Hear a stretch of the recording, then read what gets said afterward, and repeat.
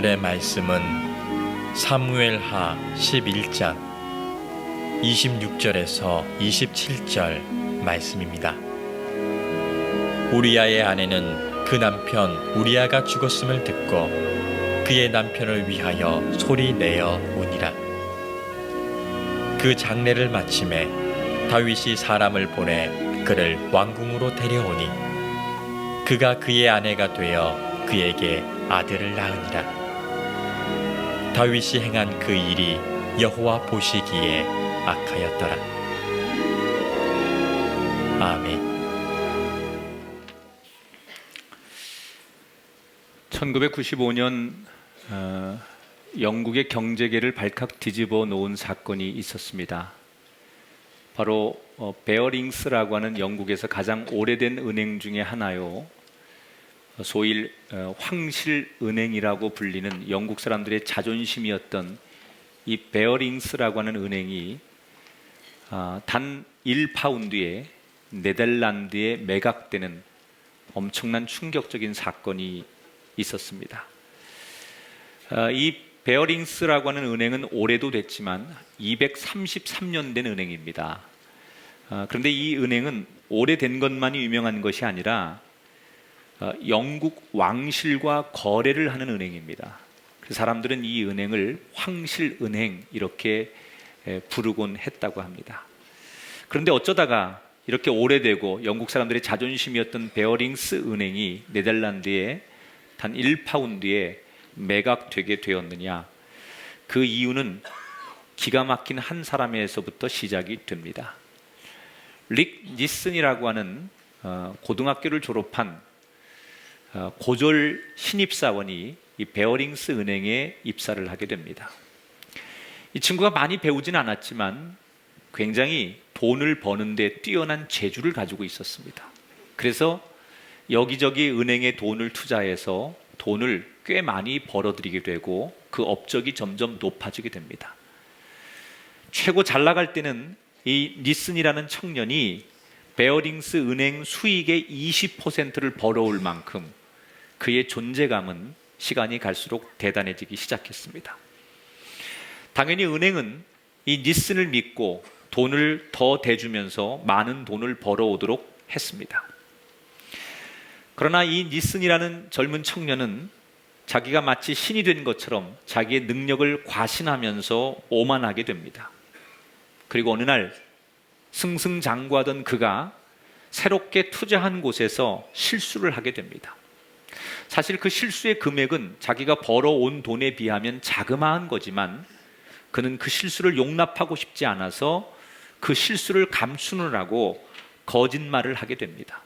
그리고 그 거짓을 감추려고 또다시 거짓을 하게 되고 그래서 계속 돈을 빼다가 그 실수를 만회하려고 엉뚱한 곳에 무리하게 투자를 하게 됩니다. 그런데 한번 엎질러지고 한번 추락하기 시작한 그의 이 투자는 손쉽게 회복이 되지를 않습니다. 감추고 숨긴 손해액이 점점 커져서 마지막에는 손 쓸 수 없을 지경까지 이르게 되는데 무려 13억 파운드까지 손해액이 눈덩이처럼 불어나게 됩니다. 더 이상 자기의 실수를 감출 수 없게 되자 니스는 영국을 떠나 다른 나라로 도망을 갑니다. 결국 다시 영국으로 압송이 된 니스는 6년 6개월의 형을 선고받고 감옥살이를 시작하게 됩니다. 여러분, 황실은행이라고 명예와 신뢰를 얻기까지 230년 걸렸습니다. 그런데 230년 걸쳐서 만들어놓은 그 명예와 신뢰를 무너뜨리는데 단 한 달밖에 걸리지 않았습니다. 우리가 살아가는 인생 속에는 이렇게 공든 탑이 한꺼번에 와르르 무너지는 일들이 참 많이 일어납니다. 어떤 사람 어렵게 돈을 벌었는데 한번 잘못 쓰는 바람에 평생 번 돈을 잃는 사람이 있습니다. 자기 젊음과 인생 전부를 바쳐서 회사를 세우기는 어려운데 그 회사가 망하는 것은 너무나 쉽습니다. 산 정상에 오르기는 힘들지만 올라갔던 정상을 내려오는 것은 훨씬 더 쉽습니다. 오늘 우리가 만나는 다윗도 마찬가지입니다.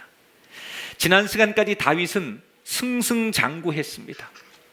거칠 것이 없었습니다. 그런데 오늘부터 다윗은 한순간의 실수로 그의 삶이 추락하는 것을 보게 됩니다. 우리가 잘 아는 밧세바라고 하는 여인과의 스캔들로 인해서 이 다윗은 자신의 개인의 문제, 가문의 문제, 이스라엘 전체의 문제로 어려움을 끼치게 됩니다. 여러분, 이 다윗이 무엇 때문에 이런 죄를 졌을까요? 누구 때문에 다윗이 이런 죄에 빠지게 된 걸까요? 누가 의도적으로 다윗을 넘어뜨린 겁니까? 여러분, 평생 이스라엘을 괴롭힌 블레셋 때문에 다윗이 넘어진 겁니까? 아니면 자기를 평생 죽이려고 쫓아다녔던 사울 때문에 이렇게 된 겁니까? 아닙니다. 자기가 그렇게 넘어지게 된 가장 큰 적은 사울도 블레셋도 전쟁도 아닙니다. 자기 자신이 자기를 넘어뜨린 거예요. 우리는 보통 죄를 짓게 되면 죄를 내가 지을 수밖에 없는 이유를 설명합니다. 예를 들어서 상대 때문이다, 또는 환경 때문이다, 조건이 이래서 나는 그럴 수밖에 없었다라고 얘기를 합니다. 여러분, 이것은 죄를 대하는 태도가 아니에요. 어떤 죄든지 우리가 죄를 대할 때 가장 중요한 것은 이 죄는 나의 문제입니다. 다윗은 지금 블레셋 때문에, 사울 때문에, 가난 때문에, 다른 사회적 요인 때문에 자신이 추락한 게 아니에요. 자기 자신이 자기를 넘어지게 한 거예요. 여러분, 이 문제가 먼 옛날 다윗의 이야기가 아니에요. 현대인들이 이런 문제를 얼마나 많이 경험하는지 몰라요. 얼마나 많은 가정에서 얼마나 많은 부부들이 이 동일한 문제로 고민하고 쓰러지는지 몰라요. 작년에 모 검사장이 어떤 성적인 문제로 넘어졌어요. 유명한 국회의장 출신의 정치인이 역시 비슷한 일로 넘어지게 되었어요. 그런데 여러분, 그 원인이 어디에 있습니까? 다 자기 자신에게 있는 거예요. 오늘 우리는 이 다윗이 누구 때문이 아니라 자기가 자기를 지키지 못한 것에서부터 그가 실수했다는 것을 우리가 인정하면서 다윗이 왜 그럴 수밖에 없었는지, 왜 죄는 이 다윗의 틈을 비집고 들어와서 다윗을 넘어뜨릴 수밖에 없었는지 그 원인을 한번 찾아볼게요. 자, 우선 1절을 보겠습니다. 다윗의 붕괴가 자신에게서 시작된다는 증거가 1절에 나와요. 그 해가 돌아와 왕들이 출전할 때가 되며 다윗이 요압과 그에게 있는 그의 부하들과 온 이스라엘 군대를 보내니 다윗은 예루살렘에 그대로 있더라. 이게 무슨 얘기냐면 지금 다윗은 암몬과 다른 나라와 전쟁을 하고 있었어요. 다른 나라들은 전쟁을 하니까 일단 나라의 운명을 걸고 사활을 걸고 왕들이 직접 전쟁에 참여해서 전쟁에 최선을 다합니다. 그런데 이스라엘의 왕이었던 다윗은 이 전쟁을 대하는 태도가 어떤지 아십니까? 자기는 전쟁에 참여하지 않아요. 그리고 자기의 밑에 부하 장군들을 전쟁터로 보냅니다. 그리고 뭘 하느냐, 다윗이. 2절을 볼게요. 저녁 때 다윗이 그의 침상에서 일어났다 그랬어요. 여러분, 저녁 때가 되어서 일어났대요. 그럼 밤새 뭐 했을까요? 아마도 추측컨대 밤에 잠을 못 잤든지 아니면 낮잠을 자는 거예요. 여러분, 지금 한가하게 다윗이 낮잠 잘 상황이 아닙니다. 나라의 운명을 걸고 전쟁을 하고 있습니다. 시시각각으로 전쟁터에서 들려오는 여러 가지의 전쟁의 보고서를 접하고 왕은 왕으로서의 부하들을 격려하고 백성들을 돌보고 이 비상사태에서 모든 일을 진두지휘해야 합니다. 그런 왕이 낮잠을 잤어요. 저녁 때가 되어서 일어났대요. 이건 뭘 말하는 걸까요? 단순히 잠을 잤다는 게 아니에요. 그만큼 왕이 왕으로서의 의무를 다하지 않았고 그는 게을러져 있었다는 거예요. 책임을 방기하는 거예요. 부하들은 생명을 바쳐서 전쟁을 하고 있는데 자기는 왕으로서의 의무를 다하지 않고 게으름을 피우기 시작했다는 거죠. 바로 이 틈을 죄가 비집고 들어오는 거예요. 여러분, 죄라고 하는 것은요, 마치 연탄 가스처럼 요만한 틈만 있으면 어떻게든지 그 틈을 비집고 들어오는 거예요.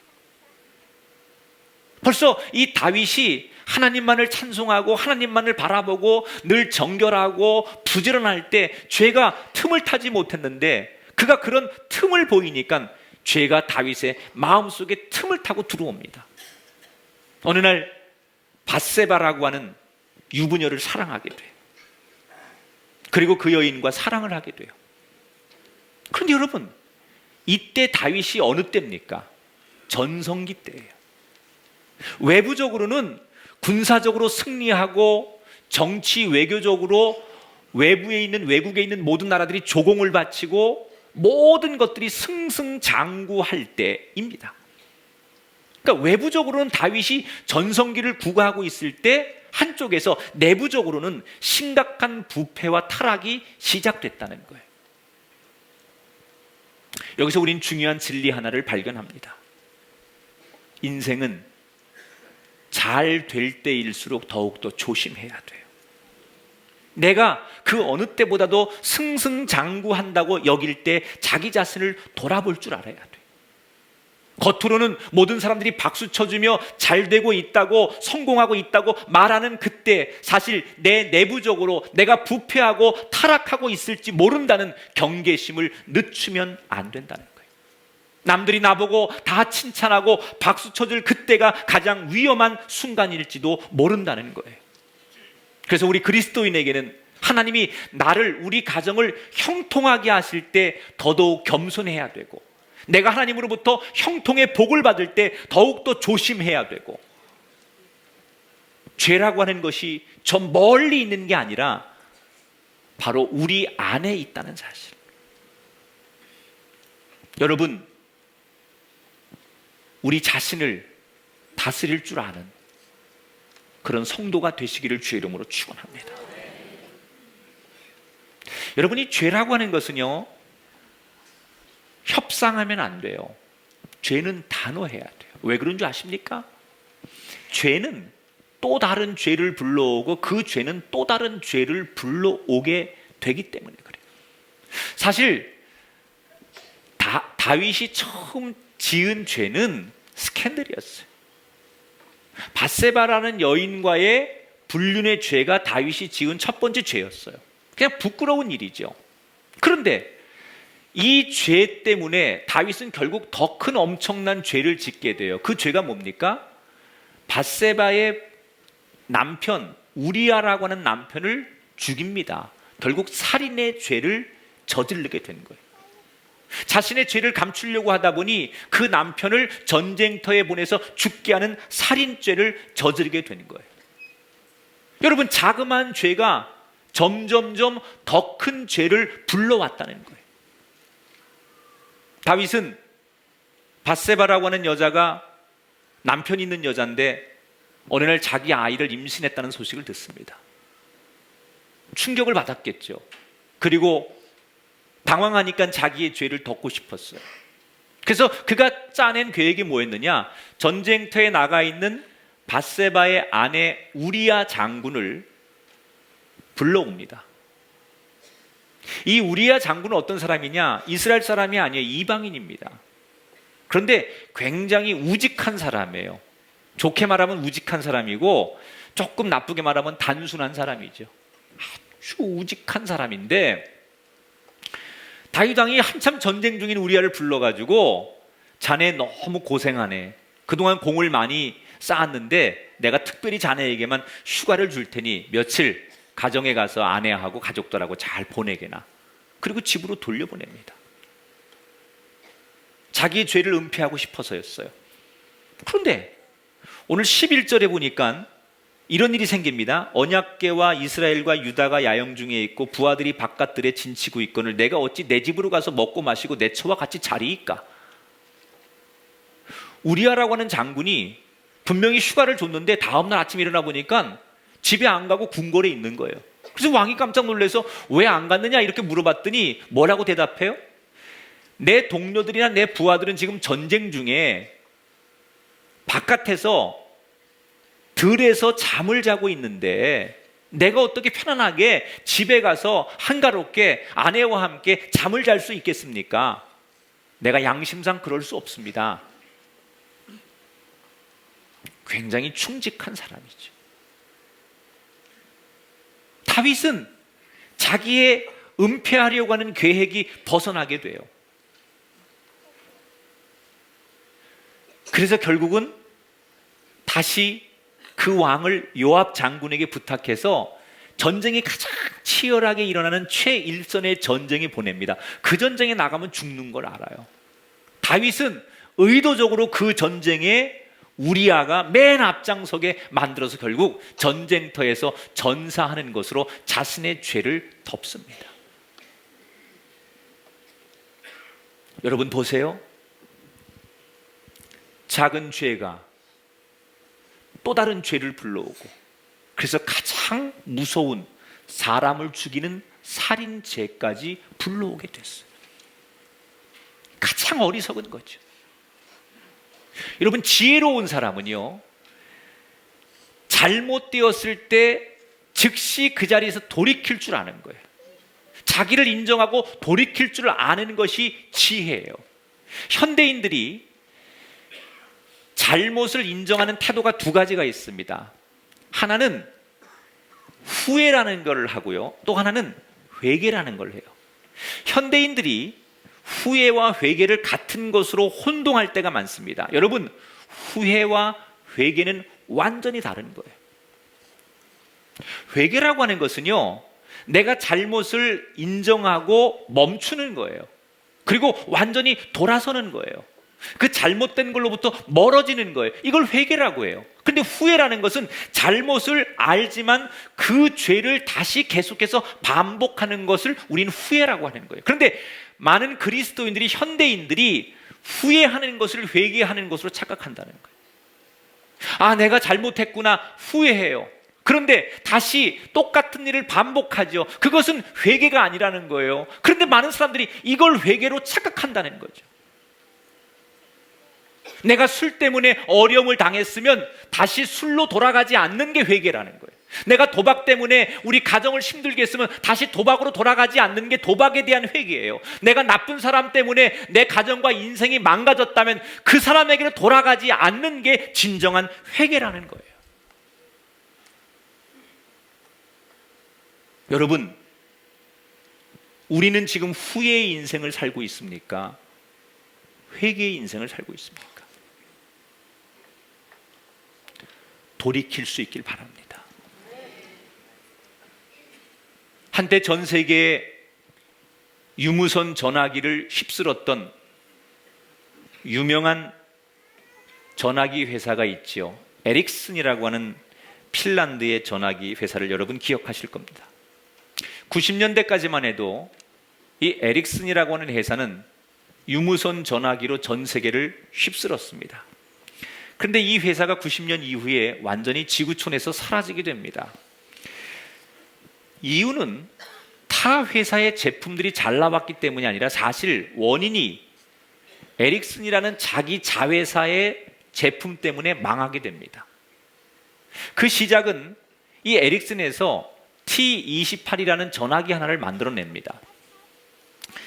그런데 이 T28이라는 전화기가 나오자마자 별로 평판이 좋지 않았어요. 특히 중국 시장이 가장 큰 시장이었는데 에릭슨이 중국에서 당시에 30%의 점유율을 가지고 있었어요, 전화기를. 근데 T28이 나오자마자 사람들이 이 전화기를 써보면서 불편한 게 너무 많은 거예요. 단점이 너무 많은 거예요.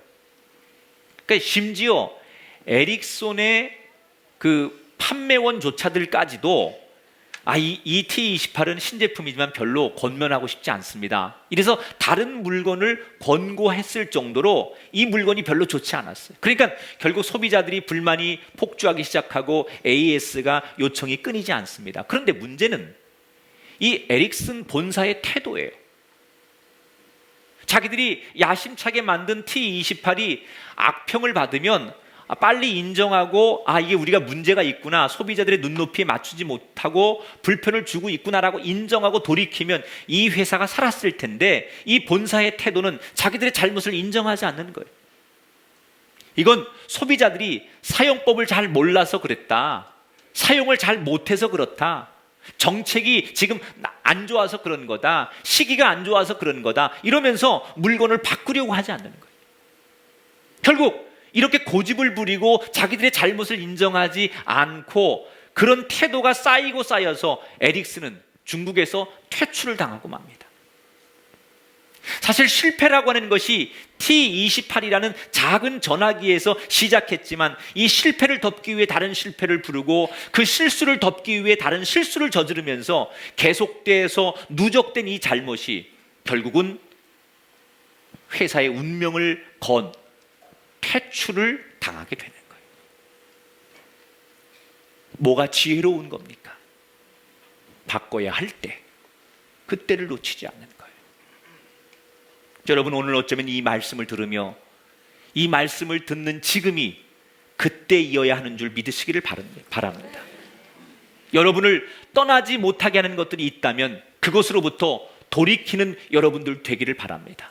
여러분의 발목을 잡고 있는 것이 있다면 그것으로부터 과감하게 떠나는 여러분들 되기를 주의 이름으로 축원합니다. 결국 다윗은 한순간에 저지른 이 실수의 죄 때문에 하나님께 분노를 사지요. 사실은 다윗은 자기가 한 일을 아무도 모른다고 생각했어요. 그런데 사람들은 몰라도 오늘 성경에 보니까 하나님은 알고 계신 거예요.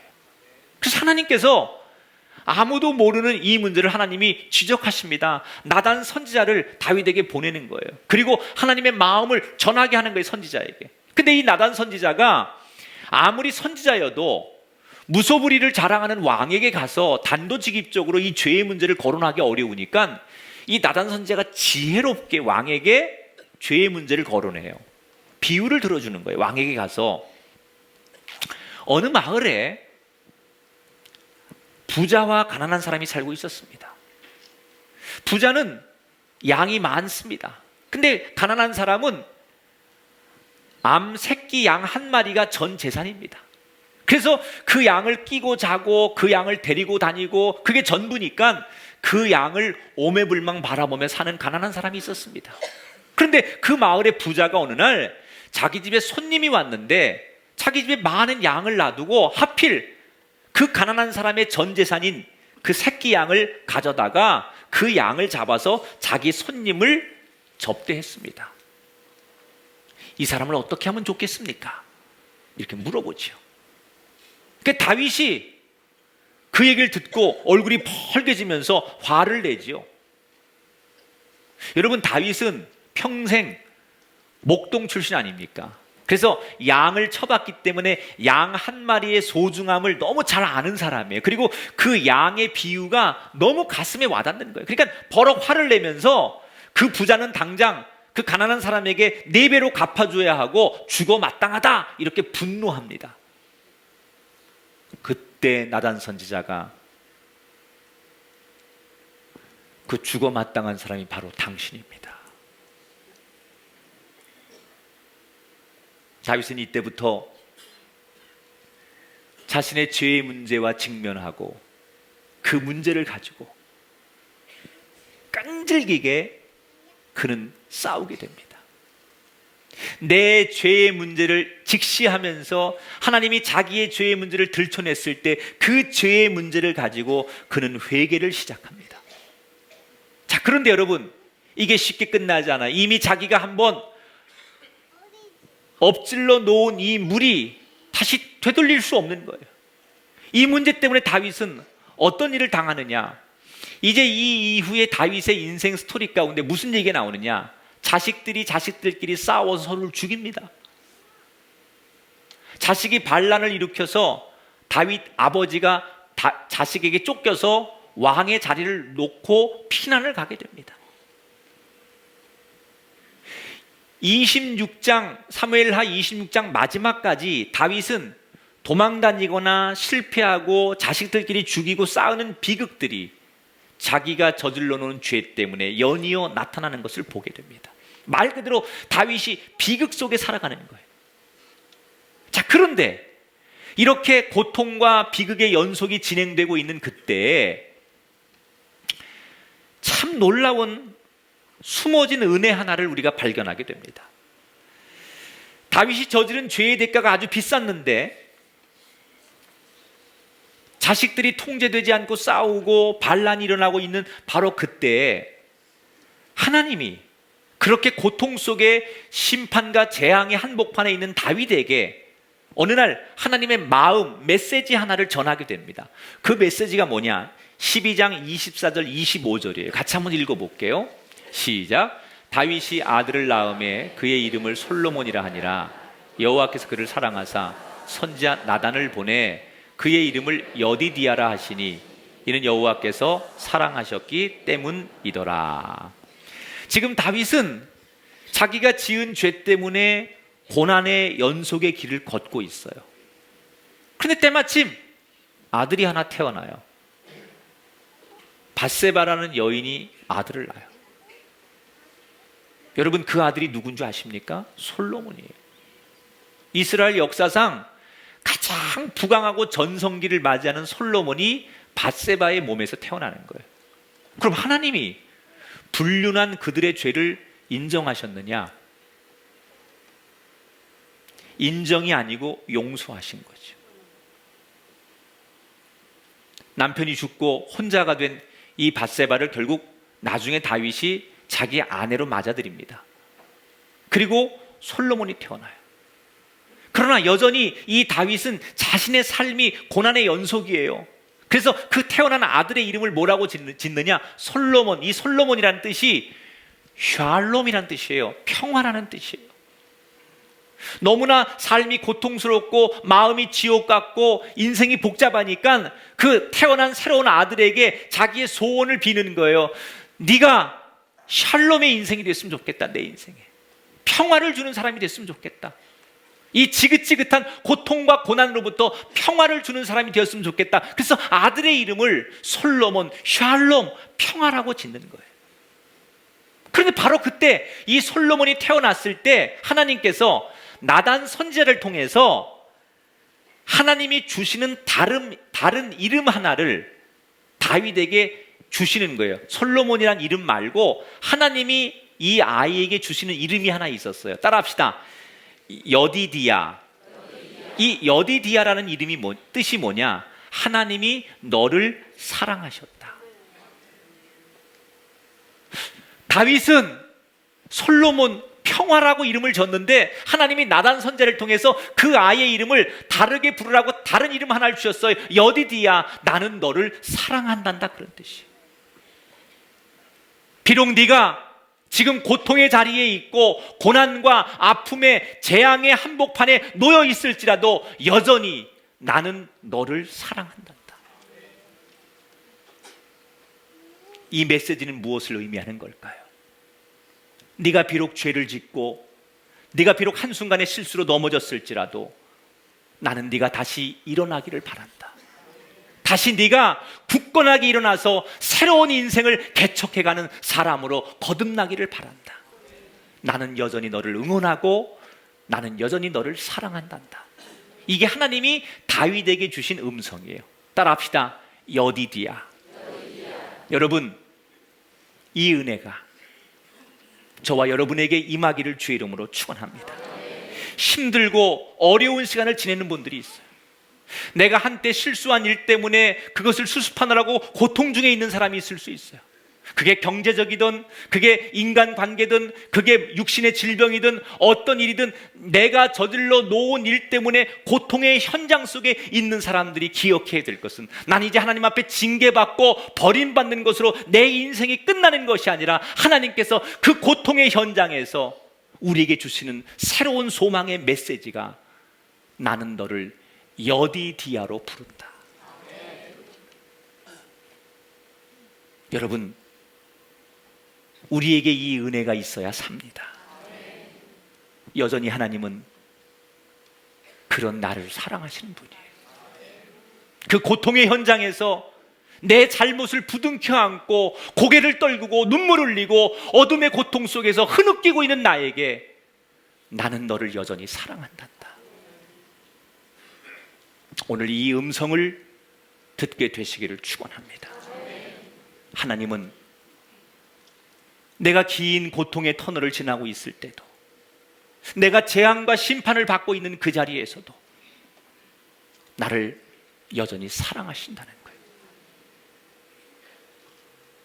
여러분, 사랑하기 때문에 주는 징계하고 미워서 주는 징계하고는 다른 거예요. 믿기 때문에 내리는 벌, 정말 너무 싫어서 원수처럼 여기서 내리는 벌하고 사랑하기 때문에 주는 징계하고는 다르다는 거예요. 사랑하기 때문에 너에게 고통의 시간도 주고, 사랑하기 때문에 너에게 아픔의 시간도 주고, 사랑하기 때문에 너에게 그렇게 끔찍한 시간도 주지만 나는 여전히 너를 사랑한단다. 오늘 말씀을 정리합니다. 죄는 한순간도 방심하면 안 돼요. 내가 다 됐다고 여기는 바로 그때 그 좁은 틈을 비집고 들어와 다윗을 넘어뜨린 것처럼 우리를 얼마든지 넘어뜨리는 게 죄예요. 그러나 우리가 연약하기 때문에 우리가 죄를 지었을 때 이 죄를 대하는 태도는 누구 때문이 아니에요. 하나님, 나 때문입니다. 사울 때문도 아닙니다. 블레셋 때문도 아닙니다. 지긋지긋한 전쟁 때문도 아닙니다. 가난 때문도 아닙니다. 다 나 때문입니다. 자기 자신을 내려놓는 것으로부터 죄를 이기는 시작이 있다는 것을 기억하시며 여러분 자신을 하나님 앞에 내려놓으시기 바랍니다. 그리고 그런 여러분의 삶에 힘들지만 여디디아에 하나님의 은혜가 있다는 것을 기억하시면서 그 나는 너를 사랑한다라고 하는, 아직도 너를 버리지 않았다라고 하는 여디디아의 은혜 속에서 모든 삶의 고통을 이겨나가는 다윗과 같은 아름다운 삶이 우리에게 시작되게 되기를 주님의 이름으로 축원합니다.